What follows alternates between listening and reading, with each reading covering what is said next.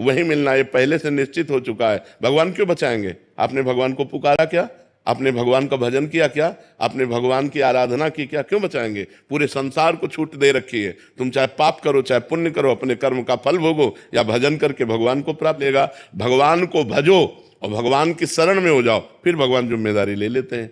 अब ऐसे थोड़ी है, ऐसे तो पूरे सबको छूट है। अगर कोई घटना दुर्घटना मंदिर या कहीं होती है तो फिर लोग कहते हैं कि आपके प्रभु तो देख रहे थे फिर भी ऐसी अनहोनी हो गई। तो प्रभु तो तब भी देख रहे थे जब आप पाप कर रहे थे। उस समय कुछ बोले थे क्या? प्रभु तो उस समय भी देख रहे थे जब आप पाप कर रहे थे। तो जब परिणाम आएगा, तो चाहे मंदिर में हो और चाहे आप धाम में हो चाहे गली में हो, वो तो सर्वत्र भगवान विराजमान है। अवश्य में भोक्तव्यम कृतम कर्म शुभाशुभम।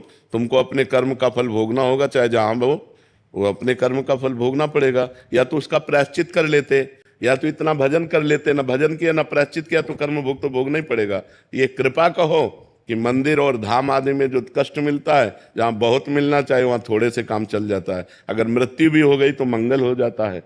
तो ये भगवान की कृपा कहो कि भगवान के धाम या भगवान के रास्ते पे यदि हमारी मृत्यु होती तो मंगल हो जाएगा। वैसे तो होना ही है। तो अवश्य जो मिनट जो सेकंड जहाँ आपको मरना है वहीं मरना है। जो मिनट जो सेकंड जिस समय तुम्हारे शरीर को दंड मिलना है वही मिलना है, ये पहले से निश्चित हो चुका है। भगवान क्यों बचाएंगे? आपने भगवान को पुकारा क्या? आपने भगवान का भजन किया क्या? आपने भगवान की आराधना की क्या? क्यों बचाएंगे? पूरे संसार को छूट दे रखी है। तुम चाहे पाप करो चाहे पुण्य करो, अपने कर्म का फल भोगो या भजन करके भगवान को प्राप्त कर लो। पूरी स्वतंत्रता दे रखी है। आप जो कर्म करोगे वैसा दंड आपको भोगना पड़ेगा। अच्छे कर्म करोगे अच्छा फल मिलेगा, बुरे कर्म करोगे बुरा फल मिलेगा। भगवान को भजो और भगवान की शरण में हो जाओ, फिर भगवान जिम्मेदारी ले लेते हैं। अब ऐसे थोड़ी है, ऐसे तो पूरे सबको छूट है। देखो, भगवान बहुत बड़े हैं, बहुत गंभीर हैं, अगाध समुद्र हैं। आपको आपका जीवन दे दिया, आपको बुद्धि दे दी, आपको कर्म क्षेत्र दे दिया। अब आप क्या कर्म करते हैं आपके ऊपर है। जैसे बाप ने आपको बीज दे दिए 50 प्रकार के और खेती दे दी। अब आप बम्बूल बोओगे तो दाग छुहारा थोड़ी खाओगे। आप बम्बूल बोओगे तो कांटे ही लगेंगे आपको। तो आप इस कर्म क्षेत्र में पाप कर्म कर रहे हैं।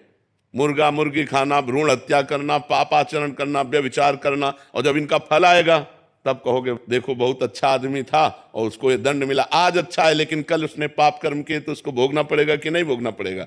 तुम कल को नहीं जानते हो, भगवान कल को भी जानते हो, आगे आने वाले कल को भी जानते हो, वर्तमान को भी जानते हैं। तो इसलिए जो हो रहा है वो अवश्य होगा, जो नहीं होना है वो कदापि नहीं होगा। हम अपने आचरणों को सुधारें, आगे हमारा जो समय आने वाला है वो मंगलमय हो जाएगा। यदि हम आज भजन करेंगे, आज पापाचरण त्याग कर देंगे तो कल हमारा बहुत अच्छा रहेगा। और अगर हम भगवान से नहीं जुड़ेंगे, पापाचरण करेंगे, तो आज भी दुखमय है और कल और दुखमय होगा। ये पक्की बात समझ लो।